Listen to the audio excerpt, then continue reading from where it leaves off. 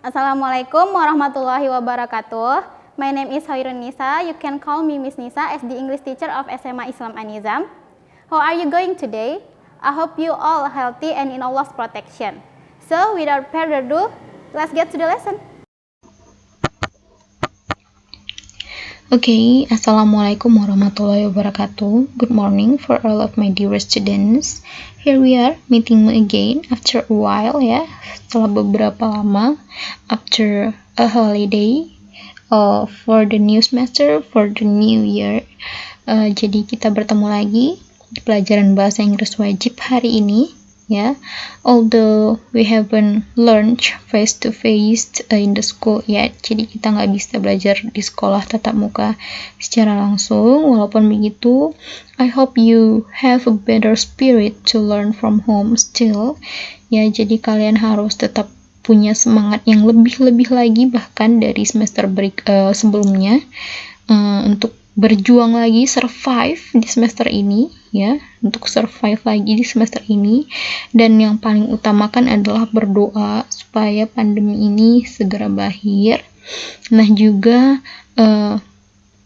jaga kesehatan, itu yang paling penting. Dan dengan kalian menjaga kesehatan, kalian akan fokus terhadap pembelajaran ya, video pembelajaran yang diberikan gurunya. Okay? So semester baru, topik baru of course ya. Jadi topik baru kita di semester 2 kali ini adalah tentang recount text, still about genre text. Nah, recount text ini pasti tidak asing bagi kalian, sangat tidak asing karena di SMP juga sudah dipelajari ini, ya kan? Nah, tapi di SMA lebih mendalam, sudah masuk ke analisisnya gitu ya kan. Kalau misalnya di SMP disuruh membuat teks, recount teks, menceritakan pengalaman kalian selama liburan gitu ya. Mungkin di sini mungkin sudah naik levelnya, di mana kalian harus mampu menganalisis recount teks yang diberikan ataupun recount teks yang kalian buat sendiri gitu. Okay, so prepare yourself, get ready, get focused. Nah, seperti biasa, kita nggak boleh lari dari kebiasaan. Dan memang ini harus, ya, tidak boleh tidak tahu apa pengertiannya, ya kan? You have to know the definition about what we learn today, okay? Jadi recount text itu apa sih, Miss? Nah, recount text itu adalah a text which tells about a story or any activities. It usually tells about someone's experience in the past. Nah, jadi recount text ini ya, recount dia. Mengulang kembali gitu kira-kira. Mengulang kembali. Nah, ini adalah teks yang menceritakan sebuah cerita atau sebuah kegiatan ya, sebuah kejadian, dan selalu menceritakan tentang pengalaman seseorang di masa lampau, masa yang sudah lewat. Maksudnya tidak selalu harus lampau sekali, tapi dia sudah lewat pastinya. Untuk menceritakan pengalaman, of course pengalaman itu udah lewat gitu ya kan. Nah, the aim of this text is to entertain the readers and do not contain any conflict or any resolution in the text. In addition, this text has the purpose to inform the readers. Nah, jadi tujuan dari teks ini adalah untuk menghibur pembaca dan tidak mengandung sebuah konflik atau permasalahan atau adanya resolution ya, pemecahan masalah di dalam teks. Nah, selain mengentertain, selain menghibur, teks ini juga tujuannya untuk inform ya, menginform the readers. This text has the purpose to inform the readers. Nah, untuk menginformasikan pembaca, menginformasikan tentang apa, Miss? Tentang cerita si pembaca itu gitu. Tentang pengalaman yang ingin diceritakan si pembaca itu gitu. Okay? Nah, talking about past events, berbicara tentang kejadian-kejadian yang sudah lewat, kalian pasti berpikir apa sih bedanya recount text, report text, dan narrative text? Sama-sama menceritakan kejadian yang lampau ya kan, yang sudah lewat ya. Nah, jadi akan kita bahas di sini, misalkan beritahu supaya kalian nggak bingung. Nah, yang pertama yang kita bahas kali ini adalah recontext ya kan. Recontext itu menceritakan pengalaman yang sudah lewat yang bertujuan untuk menghibur dan menginformasikan kepada pembaca. Nah, strukturnya itu sendiri dia pertama orientation ya, pengenalan, events. Nah, disinilah kejadian-kejadiannya diceritakan, lalu reorientation penutupnya gitu. Nah, selain pembedanya itu dari strukturnya, dari pengertiannya juga membedakannya dengan teks yang lain, dengan teks report text dan narrative text. Nah, report text itu sendiri dia itu lebih bersifat official atau resmi, tidak bisa sembarangan. Nah, kalau recontext kan kalian bisa menceritakan kayak tahun lalu kami berlibur ke pantai, nama pantainya Pantai Kapu misalnya. Nah, itu bisa sembarangan dan kalian tidak membutuhkan data apa-apa untuk membuktikan pernyataan kalian itu. Nah, berbeda dengan report text yang dia bersifat resmi, semua statementnya, semua kata-katanya yang diceritakan dalam teks tersebut harus didukung oleh data. Ya, oleh data yang terupdate ya, faktanya juga, dan harus didukung oleh bukti-bukti. Nah, inilah dia yang biasanya ada di teks-teks berita. Strukturnya juga beda, dia ada general classification dan ada description. Hanya ada dua struktur, dimana kalau general classification ini menceritakan, di sini diceritakan kejadian apa yang terjadi gitu, misalnya contohnya adanya kebakaran di daerah Ruko Blok B misalnya kayak gitu. Nah, diceritakannya lah runtutan peristiwanya di bagian description dengan didukung oleh fakta terupdate dan data-data dan bukti untuk mendukung setiap pernyataan yang akan dinyatakan di dalam report text ini sendiri. Nah, itu beda utamanya dengan recontext ya kan.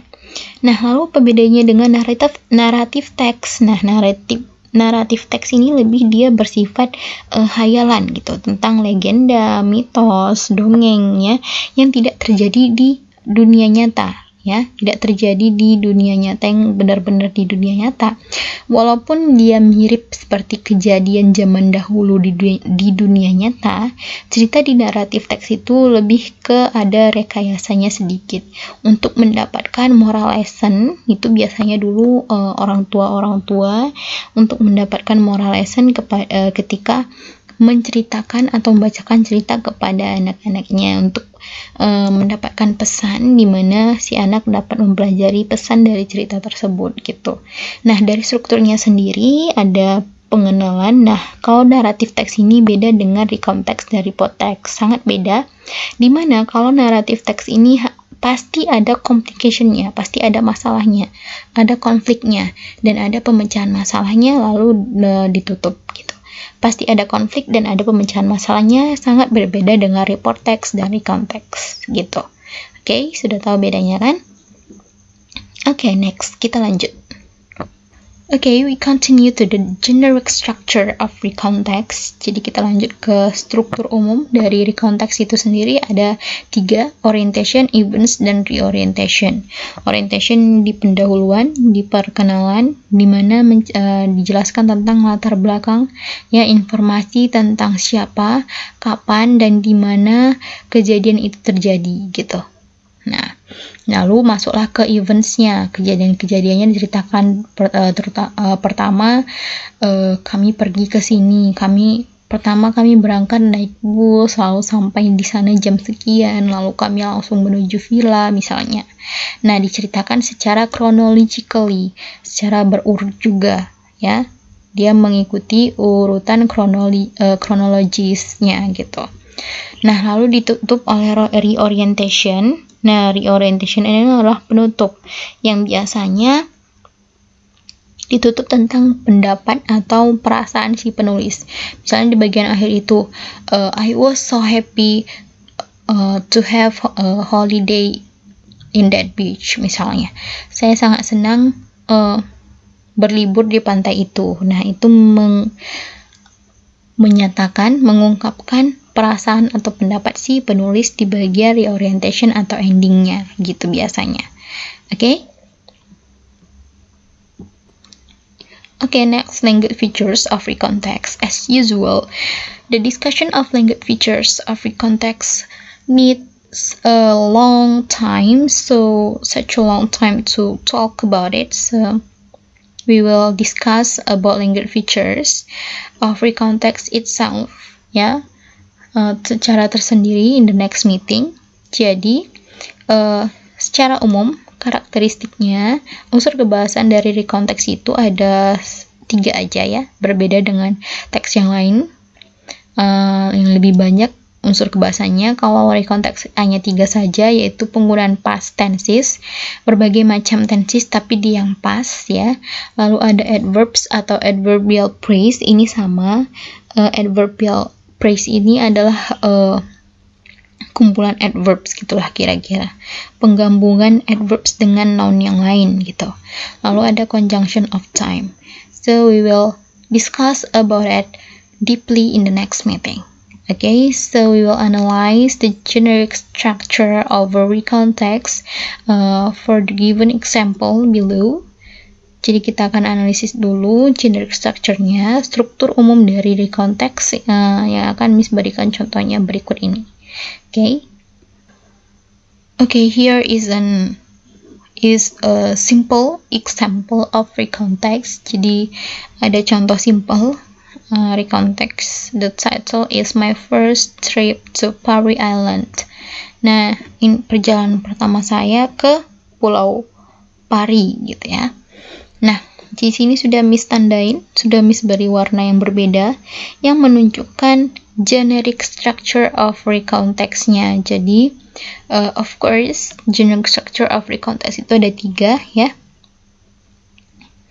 Nah, yang pertama itu tadi apa? Orientation ya, pengenalan siapa, di mana dan kapan ya kejadian atau cerita tersebut terjadi. Coba kita baca. Last September I went to Parry Island for a holiday. I went there with Sarah, Andy, Evelyn, and Yoko. That was my first time to travel there. Jadi September lalu saya pergi ke Pulau Pari untuk liburan. Saya pergi ke sana bersama Sarah, Andi, Evelyn, dan Yoko bersama teman-temannya berarti. Nah, itu adalah pertama kalinya saya melakukan perjalanan ke sana. Our boat departed from Muara Angke Port. Nah, yang kuning ini adalah orientation-nya, di mana si penulis mengenalkan siapa yang terkait di dalam cerita ini, dia dan temannya. Berarti kan kapan? Last September ya kan, di mana Parry Island of course. Okay.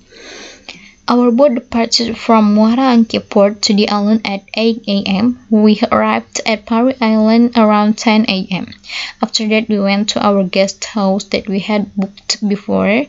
Fortunately, our guest house was located near to the port, so we did not have to walk so far.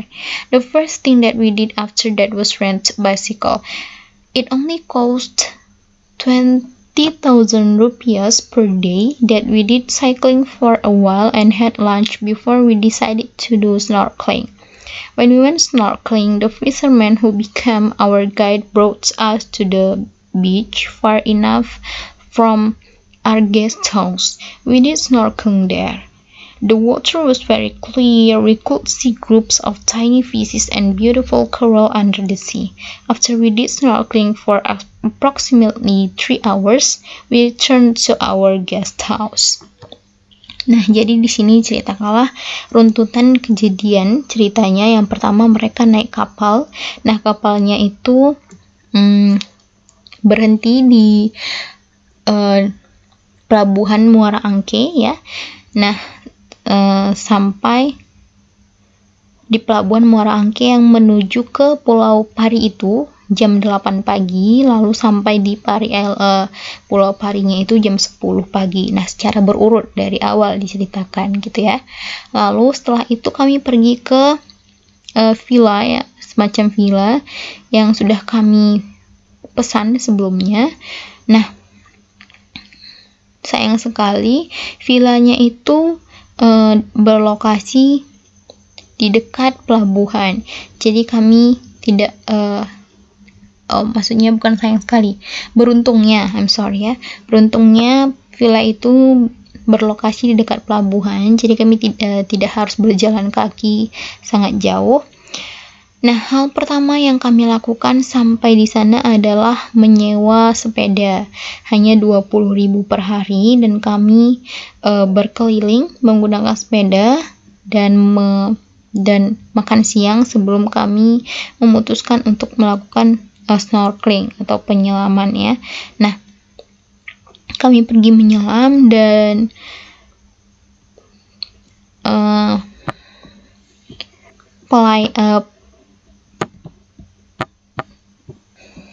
nelayan yang menjadi pemandu mereka membawa mereka ke pantai yang cukup jauh dari villa tersebut. Mereka melakukan penyelaman di sana dan airnya sangat bersih, sangat jernih sampai mereka bisa melihat kumpulan ikan-ikan kecil dan terumbu karang yang di dasar laut gitu ya. Nah, setelah kami melakukan penyelaman yang kurang lebih 3 jam lamanya, kami kembali ke villa. Itulah runtutan ceritanya si penulis ini. Di sini diceritakan secara chronologically ya. Nah, penutupnya, we ended up the first day by getting dinner and took some walks around. On the second day, we woke up so early to watch sunrise. We did not need to go far to watch the sunrise because our guest house was so near to the beach and we could watch the sunrise there. Sunrise on the beach, what a beautiful view. Nah, inilah penutupnya. Mereka mengakhiri hari pertama mereka dengan makan malam dan jalan-jalan di sekitar pantai. Lalu di hari kedua mereka bangun sangat pagi untuk menyaksikan matahari terbit ya. Lalu mereka tidak harus berjalan jauh untuk menyaksikan matahari terbit itu karena villa mereka sangat dekat dengan pantai dan mereka karena dekat dengan pantai bisa menyaksikan matahari terbit di dekat situ aja, nggak usah jauh-jauh. Matahari terbit di pantai sangatlah indah ya, sangat indah sekali gitu intinya. Nah, disinilah ditunjukkan pendapat si pembaca. Sunrise on the beach, what a beautiful view. Nah, disinilah closingnya gitu ya. So we have analyzed our recount text. Nah, jadi kita sudah analisis recount text kita. Begitulah cara menganalisisnya. Kalian lihat dulu di mana bagian orientationnya, di mana bagian eventsnya diceritakan, sampai mana dia, dan di bagian mana closingnya atau reorientationnya. So we will discuss deeply about the language features of or characteristics of recount text next week, next meeting in the next video. So that's all for today. I hope you understand. So if you don't understand yet, you can ask me. You can freely ask me through WhatsApp group as usual. Okay, that's all for today. See you to the next meeting. Good morning, dear. See you on the next video. Don't forget to like, comment, and share this video. SMA Islam An-Nizam, unggul, cerdas, islami. Assalamualaikum warahmatullahi wabarakatuh.